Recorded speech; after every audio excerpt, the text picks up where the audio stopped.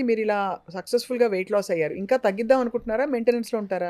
Yes అండి. Weakness maintenance ఏమన్నా ఉందా హర్ష గారు? లేదండి. బికాజ్ ఫుడ్ తినేది అండ్ మీరు ఎక్సర్సైజ్ చేస్తారు. సో, ఎక్సర్సైజ్ చేసినప్పుడు ఏందంటే మీకు అంత వీక్‌నెస్ అనిపించదు. ఇది ఎట్లా ఉంటుందంటే it's not like correct 10 kgs loss day 1 to day 28 ఉండదు. మీరు లాస్ జర్నీలో మీరు ఎక్సర్సైజ్ చేస్తున్నాం కాబట్టి your muscle will be built. So, sometimes మీకు మజిల్ గెయిన్ ఉంటుంది. దాంతో వెయిట్ గెయిన్ అవుతుంది. But your fat will be going on cutting down. So, మెయిన్‌గా చూస్తే మీకు బెల్లీ ఫ్యాట్ వరకు, మీకు ఇక్కడ స్టమక్ చుట్టూ చాలా వరకు ఫేస్‌లో కొంతవరకు ఆ ఫ్యాట్ అనేది తగ్గుతూ పోతది. సో, అక్కడక్కడ మజిల్ ఎక్సర్సైజ్ వల్ల గెయిన్ అయినా మా ఫ్యాట్ ఎక్కువ తగ్గిపోతుంది కాబట్టి overall if you see there will be weight. ఇప్పుడు మెయింటెనెన్స్ డైట్‌లో మ్యాంగోస్ తింటున్నారా లేదా కొంచెం అయినా?